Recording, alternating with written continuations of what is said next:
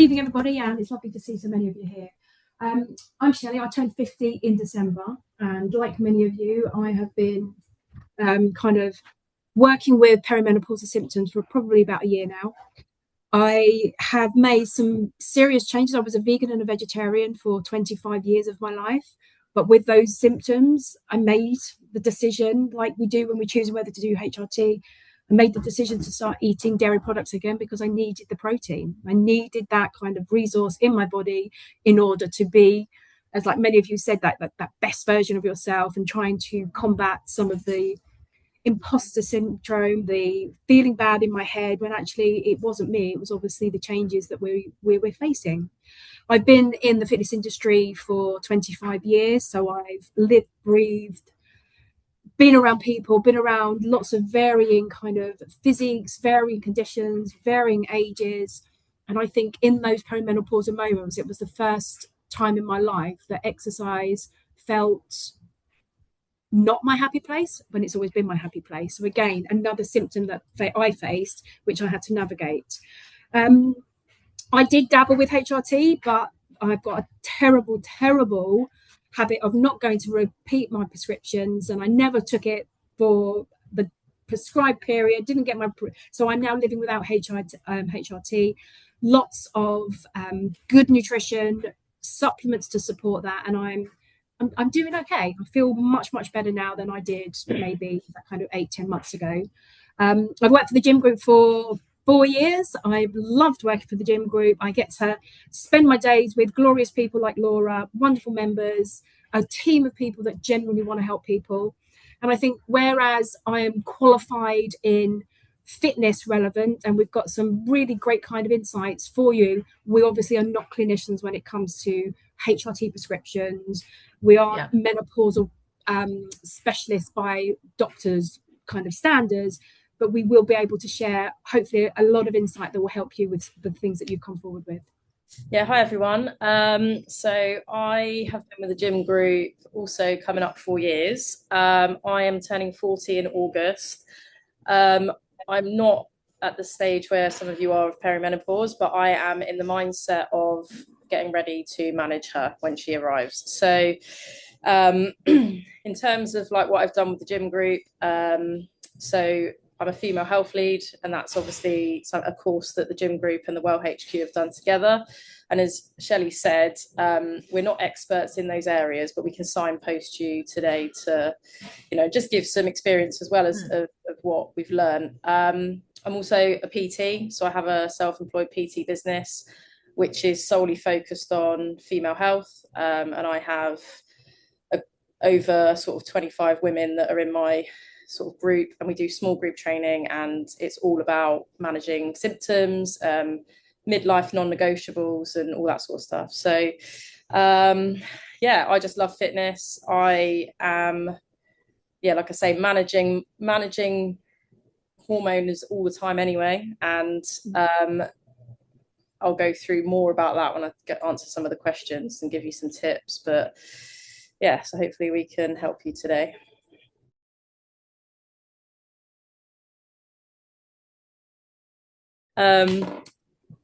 I think really the biggest myths are around symptoms, and that like menopause is just hot flushes, things like that. And actually it can affect so much more.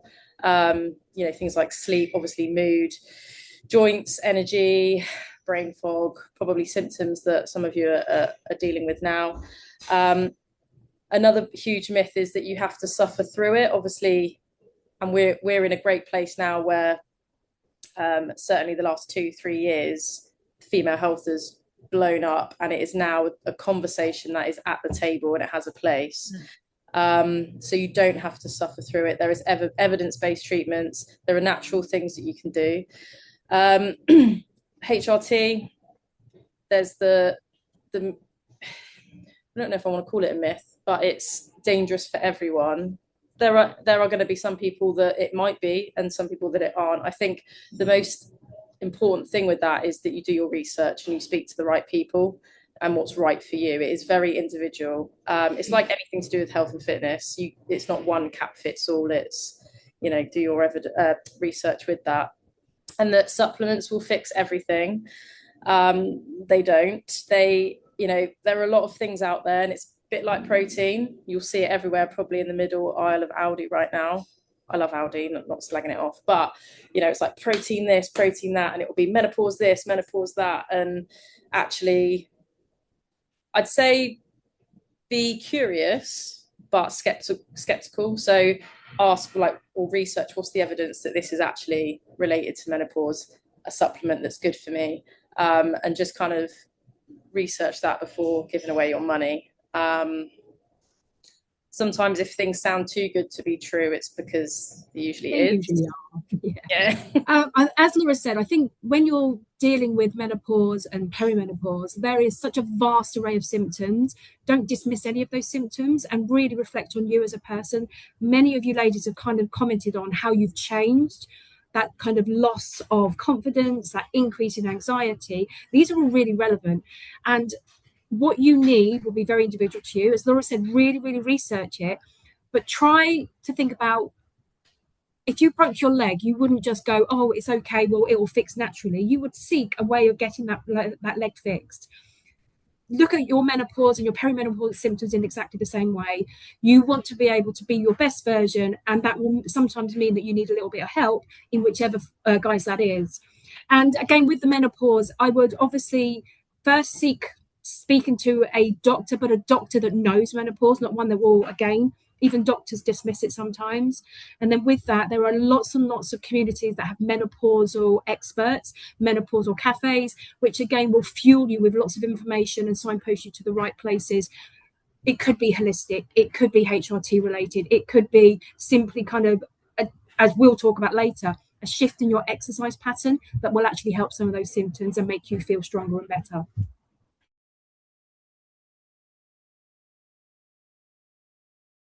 I mean, a big thing that I do with or advice I give my clients is, like I said before, about the midlife non-negotiables. So nutrition's a big one, and looking at anti-inflammatory foods specifically that will help with managing certain symptoms. Obviously, it's not going to get rid of anything, but it might help. So there are foods that you can research, that you can Google those. What might help you to, might calm down the hot flashes a bit, that sort of thing. Again, it's all sort of trial and error with that. Exercise is, I think, again, actually talking about myths, I think a big myth that I've come across is that if you're in menopause or perimenopause, you should only do walking, or, Pilates is amazing. That's great. That's actually quite hard. But it's when people say low impact all the time, actually it's very, again, different for every woman. A lot of my clients, they're resistance training, it's weight training. But on, they know that if it's to do with a day where maybe their joints are inflamed, they're not feeling too great, they know that they can still train but adapt it. So it's all about that natural kind of, what can I do to adapt my training in order to still keep moving, because it really does help. Obviously sleep as well is huge, but again, that can be a symptom that is affected. So it's trying to find, we're saying about supplements, but actually there's a couple that I would say are really good. I personally take them myself now in preparation, but also they're just good for me in general, because life's busy. I just have brain fog generally. So creatine is really good, and magnesium. So both help me recover, both help me stay focused. And creatine does not, by the way, make you turn into a massive bodybuilder. That is if you're taking the most researched supplement, isn't it, Laura? Because it's just been around forever. So it's had its bad press, but it is definitely one that every female should be. What is creatine? What's it supposed to do? It's really good for, like I just said, clarity, and you'll probably see, if you research it, you would used to see things like it's for men to get massive in bodybuilding, and it water retention, and you put on weight and all this sort of stuff. That the amounts that, I take sort of 5-10 grams a day, that's it. That is enough. That is all that you need for your body doesn't produce it, so you need to have that supplement in order to feel the focus, and yeah, just to feel better really and recover for the next day.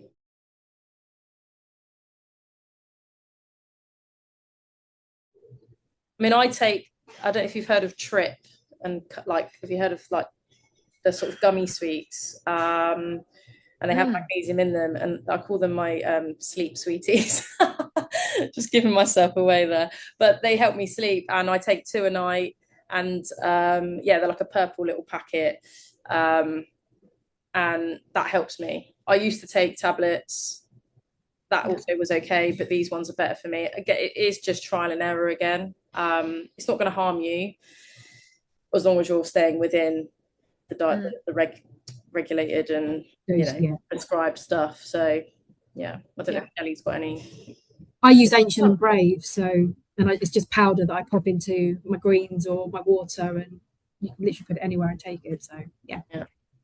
And Shelley, you were saying before that you manage your menopause without taking any HRT. So tell us a little bit about your insight around the sort of natural remedies as well.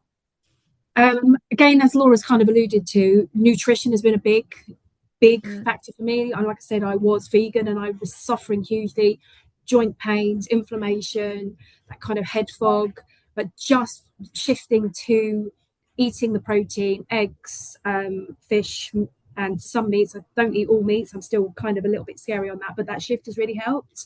From a kind of supplement perspective, I take collagen and creatine. And then I also take magnesium as well to help with sleep. And I also take vitamin D as well, because when I originally kind of thought I might be going through menopause, my blood test came back saying that I was lacking there. So again, I just now naturally take a vitamin D just to make sure that I keep, particularly as well, it helps with my moods, generally. So yeah, they're my supplements. Sleep, definitely, water. Yeah, just looking after yourself in the way that, but also listening to my body more now. It tells me when it needs something, which maybe beforehand we didn't listen to, whereas now I think menopause makes you listen.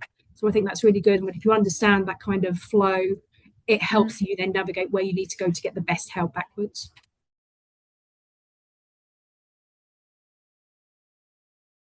And like I say, there are specific menopausal experts out there that have qualifications in menopause, prescription, support, help.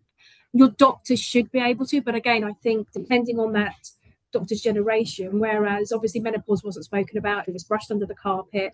Now that conversation is at the table, more people, more celebrity people, there's more literature out there, you shouldn't be fobbed off at all. So you, again, keep persevering. If you know that there is something changing, just keep banging on the door. So I would definitely go to a doctor first and foremost. Again, specify that it's about menopause so you get the best doctor to help with that.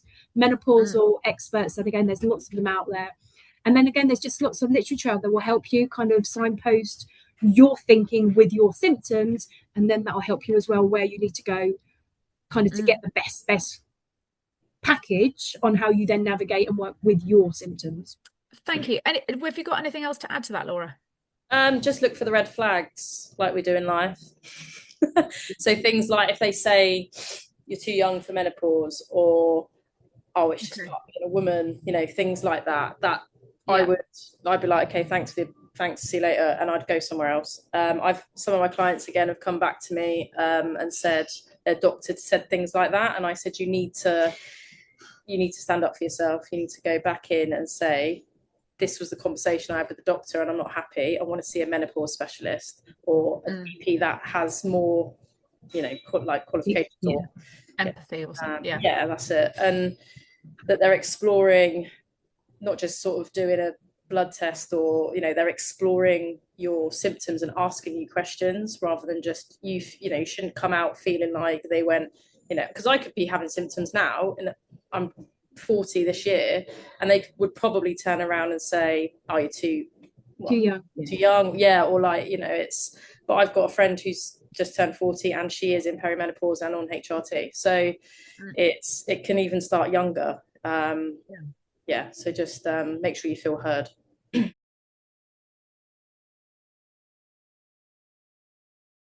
Pelvic floor exercises. like you would do your reps and sets in the gym, need to be part of your fitness, your health journey. So you can do it sat in the car at traffic lights, you can do it at home, you know, sat at the desk. It's again a change in mindset of, you know, doing it not religiously, time, but yeah, like, you know, doing it regularly. I'm doing it now. You wouldn't know. You wouldn't know. Should you do it should you do it, give us a ballpark. So is it every day, 3 times a day, a minute, 5 minutes? What would good look like? I would say well, you can, the NHS Squeezy app's really good for this. So there's that app will sort of give you exactly that, like when you should do it. NHS Squeezy app, yeah. Okay. I don't know if it's free or like £2.99 or £1.99 or something, but it's something that we signpost a lot of our members to. But yeah, I would say probably three times a day. Doesn't matter when you get that in, whenever is best for you in your busy time. And you could sit and do, I'm going to do a hand gesture now, like this. Okay, so you're kind of, you know, that's what you're doing on your pelvic floor 10 times. So maybe 30 reps, but have a little break and go again. You could also hold and squeeze for sort of 5 to 10 seconds. What you shouldn't do is when you're on the toilet going for a wee, is try and stop your wee. That is big no. That's an old school thing. Should we wait? Like, you know, if you feel like, because I feel like I pee about 2 or 3 times a night. I'm really happy that that's on the recording. Is there any, like, should we absolutely wait for as long as possible before you go for a wee? Does that sort of, is there a myth about, is that going to weaken your bladder if you just go to the loo all the time? Like, should we be holding onto our wee for as long as we can? No, I think I wouldn't do that. Okay. Because it just gives, it's uncomfortable.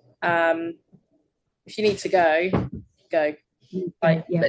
But then don't stop it, because does that lead to bladder infections? Is that the point with it? Can do, yeah. And it's just not it's a very like old school. Again, I've had members here say their midwives back like 30 years ago told them that they should do that. It's just not something that midwives would say to you now, that I know of anyway.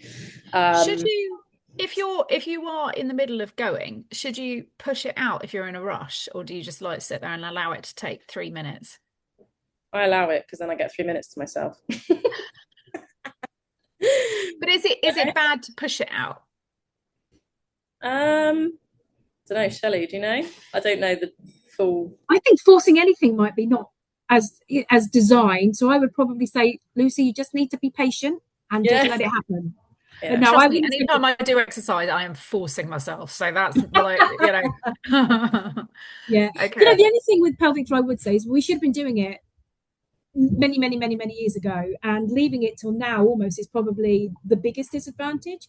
But pelvic floor, really strip it back, really understand your pelvic floor, how you engage it, and then, as Laura says, make it become part of your natural, habitual approach to healthy living. But don't hold your wheeze and don't force your wheeze, Lucy. Yeah. All right. Strength training. All women should be resistance and strength training. Okay, well that was going to be my next question. So tell us about. So we've got to do a whole buttload of pelvic floor exercises pretty much all the time. What should we be doing in terms of the gym? So what resistance, what weight training, and tell us a little bit. I mean, let's go into some detail about how much weight as well. You know, because I'm sure we can all start somewhere, but we should all be aspiring. I mean, my woman on my pump class always says minimum of 5 kilos for this one. So what's your thoughts on the exercise we should be doing at this stage? If you are brand new to it, firstly, when you go in, find someone that is going to be able to take you around the gym and help you out. So go to your local gym group. Good plug. Will we get a discount? Maybe, no. Yeah, and I sort of would suggest you're looking at 2 to 3 days a week. However, at first, the first month, I always say to people, the first month is about habit and getting in the gym. Because if you try and go all in and go, right, I'm going to do 5 days of weight training, which I mean, I don't know, Shelley, but I don't even do that. I do 4 days a week. I've been training for 20 odd years, if not more.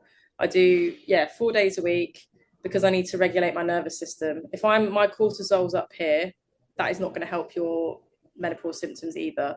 So you've got to build it up over that first month.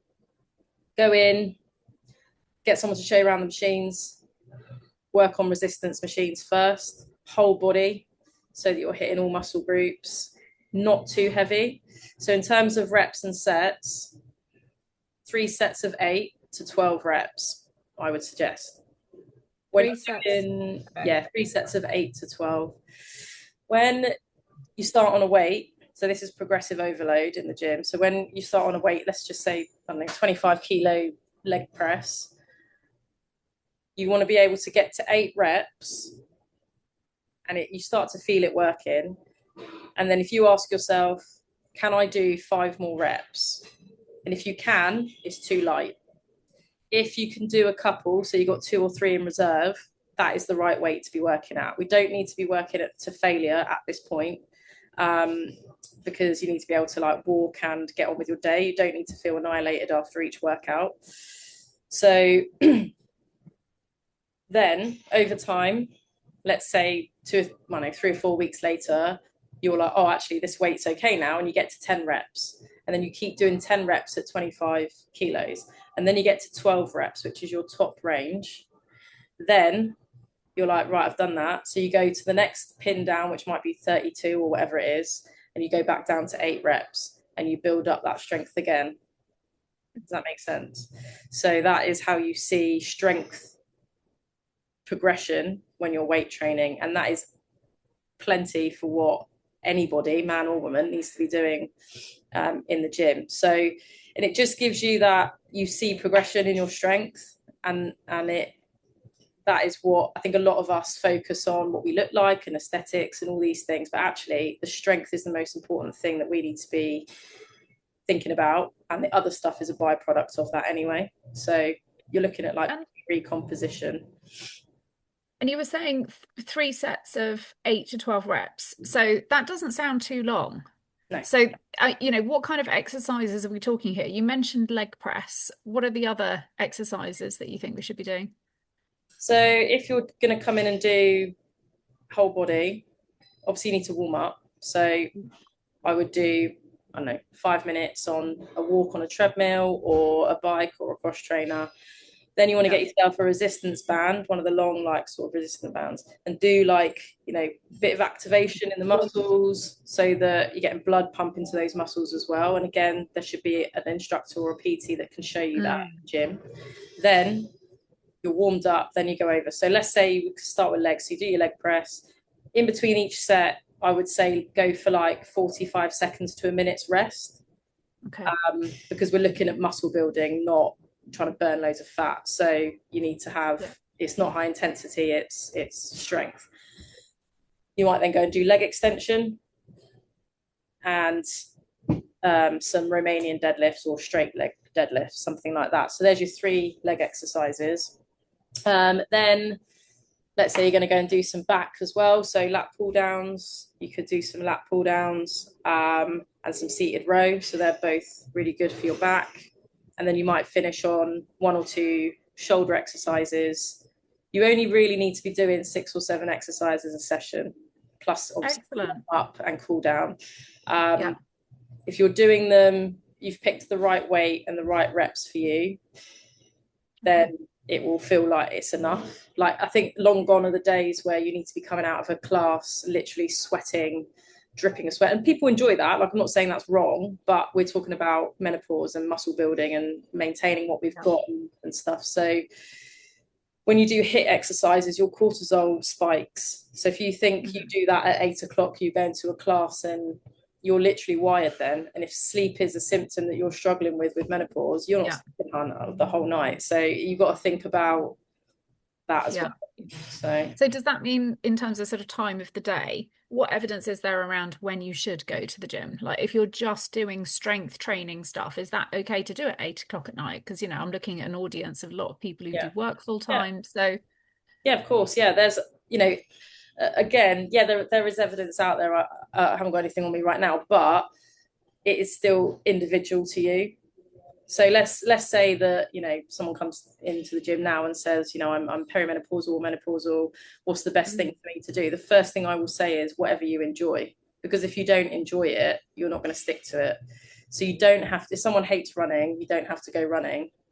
If you enjoy, thank God for that. Yeah, I don't like it either. So if you enjoy the weights and the only time you can get here is 8 o'clock at night, that is absolutely fine. You just need to work out what your evening routine is going to look like. So don't then go home and scroll on your phone all night long, because it might be that you go home, get yourself sorted, put your phone down, take your magnesium, have a cup of tea or whatever you're doing to relax. But there is no right or wrong time to eat or train. It is what is right for you. Yeah. Okay. And I think as well, what Laura's kind of already kind of presenting is that balance. So you want to be strength training as well for your symptoms at the time that works for you, but also remember that strength training is building that bone strength as well, which obviously we need in older age. But the flip is about making sure that you're working with your parasympathetic system and allowing that downtime, allowing that cortisol kind of lower, so that you get the best out of you.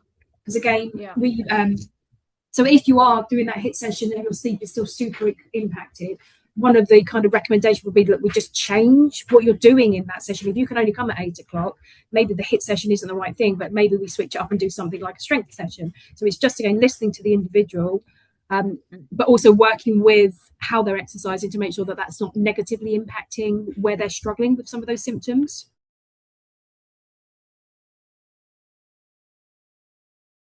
For me, it would be like protein.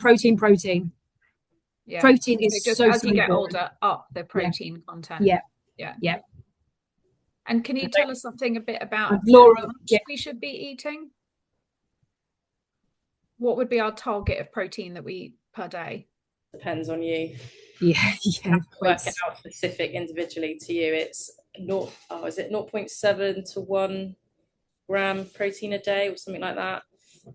Again, it depends on the person. Yeah, depends on the person and your activity level, your height, your age. But you do want to be out eating protein with every meal. Obviously, Laura alluded to those 3 meals. Don't omit protein from any of those meals. And once you do have that kind of goal of, so for me, for example, I need to eat around 110 grams of protein per day. So I need to break that down over the course of the day to make sure I hit them, because sometimes it feels like it's almost impossible to get that much protein in. So you definitely want to have protein at every meal. So you really have to consciously think about it. Can you talk us through the protein that you eat? Like, what would your daily intake look like typically for a day? So I have overnight oats, which will have protein powder in. So that will be my breakfast. On a training day, I would also have a couple of eggs at that point as well, because obviously I'm using a lot of my body. At lunchtime, it would be chicken or fish with salad or veg. And then again at dinner time, it would be another protein based, whether that be egg based, fish based, or maybe like a minced beef or something like that. So again, that'll be in there. And again, if I haven't yet met my protein, my snacks will be almonds, which again, protein. So you're interjecting protein continuously. And then again, potentially on a training day, I might have a protein shake at the end of the day, just to make sure that I've taken on sufficient. God, I mean, I'm so depressed you haven't mentioned chips once. Wine. Wine! Can't we just stick a buttload of protein in wine? Not every day. Okay. I'm looking out for wine that has protein on the label. Whether it's in there or not, I'm going to buy that one just because of the protein link. Maybe we're missing a trick there as a side hustle, Shelley. Anna was on the call earlier, and she interested in being a health coach and what have you. She needs to invent wine that has some protein in it. That'll go down a real treat. Sell it to menopausal women. Target market. Beautiful. Are there any other habits that you have not told us about that you feel that we should be developing? For me, food is a huge thing, and also just with PTing for 10 years and seeing the common trend is that so many women undereat, And it's trying to build that habit of, again, it is mindset work, that you don't need to be in like a huge calorie deficit, or just, you know, in order for like carbs and protein and fats are so important, and obviously protein is huge, but your carbs are really important too, because they keep you calm. And, you know, if your moods are changing and you've got like the rage, like that's going to help to manage those symptoms. But just in general, like, you know, even talking to younger women that aren't at this stage, for hormones, we're like this all the time. It's so different. Like, you can't train a woman the way you train a man. It's just not, it's completely different. So we have to be thinking about staying balanced through the day. If you have breakfast really early and then you don't eat again till 3 o'clock, your sugar levels and everything have dipped. So then your symptoms will be worse. So it's difficult if you're at the point where obviously you need to like work out what's right for you. But once you're able to work that out and think, right, okay, so I have my breakfast here, I'm not going to eat until 3, but I need to have a snack in between, because that is my day. Like, you know, we're busy, we're all doing different things. Again, you have to work out what's right for you, and just to keep, you know, maintain everything on a steady balance, steady state is probably the best way to think of it, you know. And everything in moderation. Yeah. And you can have the wine and you can have the chocolate. I eat chocolate every day, like I said. I don't drink every day, but like, I'll have a drink at the weekend after a long week. I'm just mindful about it, you know. It's, if it affects me and it ruins my sleep, then maybe I'll be like, oh, I wouldn't have it as much.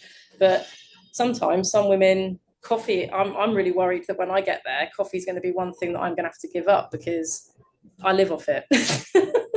I love it. So, but if I have to, for me to feel good about myself and feel, you know, as we've been saying, the best version of me, then that's something that you might have to do. But there's nothing in any book or evidence that says you have to give things up. Like, it's not. It is so individual, isn't it? And I think when we're talking about habits as well, a couple of the ladies always reference that anxiety, that kind of the stress levels. You know, find your peaceful place, whether that is writing, you know, your journals, whether that is, you know, meditating, whether it is just quiet time, a nice kind of herbal tea, a bath, something that allows you to just go and breathe. And you know, even the breath work that you can do throughout the day to just help with those anxiety pieces. Just find something that calms you, because that balance is hard enough to attain.